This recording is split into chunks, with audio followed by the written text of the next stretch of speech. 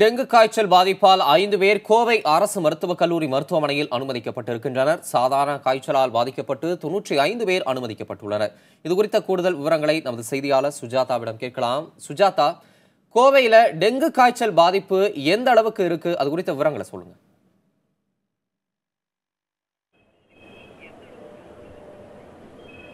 அந்த பருவமழை காரணமாக இந்த கேரளாவில் மழை அதிகரிச்சுட்டே இருக்கு. இதன் காரணமாக இந்த கேரளாவை ஒட்டியுள்ள இந்த கோவை மாவட்டம் முழுவதும் கடந்த ஒரு மாதத்திற்கு மேலாக காய்ச்சலின் பாதிப்பு என்பது அதிகமாகவே காணப்படுகிறது. குறிப்பாக கடந்த ஆண்டை ஒப்பிடும் பொழுது இந்த ஆண்டும் டெங்குவின் பாதிப்பு என்பது அதிகமாக இருப்பதாக மருத்துவர்கள் தரப்பில் தெரிவிச்சிருக்காங்க. இன்றைய தினத்தை பொறுத்தவரை கோவை அரசு மருத்துவக் கல்லூரி மருத்துவமனையில் சாதாரண காய்ச்சல் காரணமாக 95 பேர் அனுமதிக்கப்பட்டுள்ளனர். மேலும் டெங்குவின் பாதிப்பின் காரணமாக 5 பேர் இங்கு அனுமதிக்கப்பட்டு சிகிச்சை பெற்று வருகின்றனர்.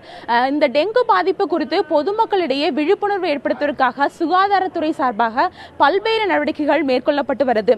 குறிப்பாக இந்த டெங்கு குறித்து டெங்குவின் பாதிப்பு எந்த அளவுக்கு இருக்கும், அது டெங்கு பாதித்தால் என்னென்ன மாதிரியான சிகிச்சைகள் மேற்கொள்ள வேண்டும் என்பது குறித்து பொதுமக்களுக்கு ஒரு விழிப்புணர்வை ஏற்படுத்தி வராங்க. அது மட்டுமல்லாது இந்த கோவை மாவட்டம் முழுவதும் சுகாதாரத்துறை சார்பாக மருத்துவ குழுக்களானது அமைக்கப்பட்டுள்ளது. இந்த குழுக்களானது டெங்கு பாதிப்பு மற்றும் காய்ச்சல் பாதிப்பு எந்தெந்த பகுதிகளில் அதிகமாக உள்ளது என்பதை அறிந்து அந்த பகுதிகளுக்கு இந்த மருத்துவ குழுக்களானது சென்று உடனடியாக அங்குள்ள பொதுமக்களை சிகிச்சைக்காக அழைத்து அவர்களுக்கு நேரடியாகவே மருந்துகளானது வழங்கப்பட்டு வருது.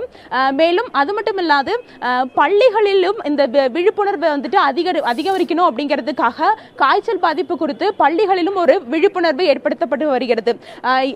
அது மட்டுமல்லாது குறிப்பாக பள்ளிகளில் காய்ச்சல் காரணமாக விடுப்பு எடுப்பவர்களை உடனடியாக கண்டறிந்து அவர்களுக்கு இணைப்பிலேயே இருங்க. நம்முடைய தொடர்பில் தற்பொழுது தமிழக சுகாதாரத்துறை செயலர் திரு ராதாகிருஷ்ணன் இருக்கிறார். அவர்கிட்ட பேசலாம். வணக்கம் திரு ராதாகிருஷ்ணன். கோவை மற்றும் பல பகுதிகளில் இந்த டெங்கு காய்ச்சலின் பாதிப்பு அதிகமாக இருக்கிறதா சொல்றாங்க. அரசினுடைய நடவடிக்கைகள் என்னென்ன? இப்போ ஆக்சுவலா நமக்கு இந்த ஒரு மாசமாவே இந்த south west monsoon season Kerala பகுதியில வந்ததொட்டி ஃபர்ஸ்ட் நமக்கு இந்த கேரளா ஏரியால நிறைய டெங்கு குறிப்பாகவும் மற்றும் மிக்ஸ்ட் இன்ஃபெக்ஷன் பெப்பர் போன்ற அங்க வரும்போதே அதோட தாக்கம் இந்த எல்லோர மாவட்டங்கள் கொஞ்சம் அதிகமா இருந்தது. அதுதான் ஏற்கனவே நம்ம இந்த ஈவன் அசம்பிளில சொல்லும்போது ஒரு 12 சுகாதார மாவட்டங்களில் இந்த நோயை கண்காணித்து வருகிறோம். குறிப்பா நாங்க 3 இஷ்யூஸ் மக்களுக்கு கம்யூனிகேட் பண்ண வரோங்க.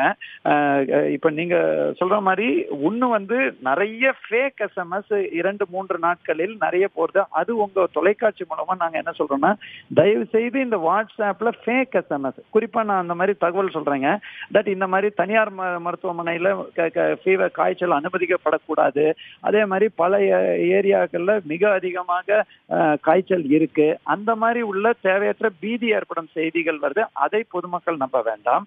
இருப்பினும் நம்ம 2 ஆங்கிள் பார்க்கணும். நாங்க எங்க சுகாதாரத்துறை ஒண்ணு பிரிவென்டிவ் மெஷர்ஸ், இன்னொன்னு ட்ரீட்மெண்ட். ஒரு தடவை காய்ச்சல் வரும்போது எந்த வகையான காய்ச்சல், டெங்கு காய்ச்சலா இருந்தா கூட அது ஒரு வகையான வைரஸ் காய்ச்சல், அதை உடனடியாக ஒரு மருத்துவர்கிட்ட அணுகி எந்த காய்ச்சல் நம்ம டிலே பண்ணிக்க கூடாது. அதுதான் நாங்க அறிவுறுத்தல் பண்ணியிருக்கோம்.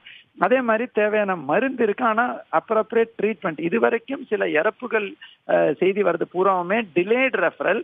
இனிஷியலா இந்த protocol based treatment, WHO protocol based treatment, எந்த வகையான நோய் அதை கண்டுபிடிக்க அதுல நாங்க போக்கஸ் பண்ணி இன்டென்சிவா இன்னும் கூட ஈரோட்ல நம்ம பொது சுகாதார இயக்குனர் இருக்காங்க. இந்த மாதிரி ஒரு பக்கம் போயிட்டு இருக்கு.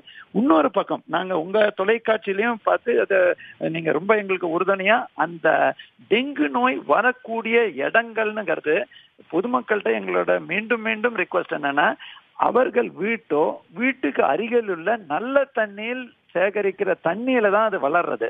சோ இது நமக்கு வீட்டுக்கு முன்னாடி இருக்கிற சாக்கடையோ இல்லையா குப்பை, அதை 2ஐயும் அகற்றுவது அரசாங்க உள்ளாட்சி அமைப்புகளோட பொறுப்பு. அதை உடனடியா பண்ணி ப்ளீச்சிங் பவுடர் போன்றதெல்லாம் பண்ண சொல்லியிருக்கோம். பட் இந்த ஆங்கிள் இது நல்ல தண்ணியில வரக்கூடியதுனால வீட்டுல இந்த தொட்டி, அதே மாதிரி பிட் டாப்ஸ்ல தண்ணி சேகரித்து வைக்கிறது, ட்ரம்ம திறந்து வைக்கிறது, அதே மாதிரி கழிவு பொருட்கள்ல மழை தண்ணி தேங்கும் போது இருக்கிறத, இதை அந்த பகுதி முழுக்க நீங்க அந்தந்த ஏரியால விழிப்புணர்வுடன் அரசாங்கத்தோட இருக்கு இருக்கணுங்கிற செய்தி சொல்லியிருக்கோம். நெக்ஸ்ட் இன்ஸ்டிடியூஷன்ஸ், பள்ளிகள், அதே மாதிரி பொதுமக்கள் கூடும் இடங்கள்ல இந்த விழிப்புணர்வு பண்ணிட்டு இருக்கோம். அதே மாதிரி தொலைக்காட்சி வாயிலாகவும் இதை பொதுமக்கள்கிட்ட இந்த மாதிரி கொசு வளராமல் தடுக்க நடவடிக்கை எடுக்க சொல்லியிருக்கோம். நிலவேம்பு குடிநீர் இந்த வைரல் டிசீஸ்க்கு ஒரு ரெசிஸ்டன்ஸ் பவர் இன்க்ரீஸ் பண்றதுனால அதற்கான ஏற்பாடு செஞ்சிருக்கோம். பிளஸ் இந்த ஃபீவர் கேம்ப்ஸ் நம்ம 416 நகர மருத்துவமனை மாதிரி அந்தந்த ஏரியால ஃபீவர் கேம்ப், ஹாட்ஸ்பாட் ஏரியால ரேபிட் ரெஸ்பான்ஸ் டீம் போட்டு அந்த ஏரியால காய்ச்சல் வரகளை கண்டறிந்து இது இந்த வகையான காய்ச்சல் இருக்கும் எனில் அதற்கான ட்ரீட்மெண்ட், இதர வகையான காய்ச்சல் எனில் அதற்கான ட்ரீட்மெண்ட் செய்வதற்கான நடவடிக்கை எடுக்கணும். பட் பொதுமக்களும் இதுல நல்ல தேவையற்ற பீதி வேண்டாம், அதே இடத்துல கவனக்குறைவாக இருக்க வேண்டாம். IMA, நர்சிங் போர்டு போன்ற தனியார் அமைப்புகளோடையும் நாங்கள் சொல்லியிருக்கோம், தானாக மருந்து உட்கொள்ளக்கூடாது, போலி மருத்துவரை அணுகக்கூடாதுங்கிற செய்தி. எதுக்குன்னா ஐபுப்ரோஃபன் போன உடம்பு வலி மாத்திரை இந்த நேரத்தில் யாராவது அறிந்தால் அதனால் ப்ளீடிங் டிசார்டர் ஏற்படும். இப்ப டெங்கு பொறுத்தவரை தெளிவாக சொல்றோங்க, முறையான சிகிச்சை பெற்றால் அதுல இறப்பை ஆக்க முடியும். டெங்கு வரும்போது 1 விழுக்காடு நபர்களுக்கு தான் இந்த காம்ப்ளிகேஷன் வருது. அதையும் தவிர்க்கிறதுக்கான வசதிகள், முறையான சிகிச்சை தகுந்த நேரத்தில் நம்ம வந்தா பண்ணலாம். அரசு ஆஸ்பத்திரிகளையும் தயார் நிலையில இருக்க சொல்லியிருக்கோம். திரு ராதாகிருஷ்ணன், டெங்கு குறித்த விழிப்புணர்வு தகவல்களை, கருத்துக்களை பகிர்ந்து கொண்டமைக்கு நன்றி. செய்தியாளர் சுஜாதா களத்தில் இருந்து தகவல்களை பகிர்ந்து கொண்டமைக்கு உங்களுக்கும் நன்றி.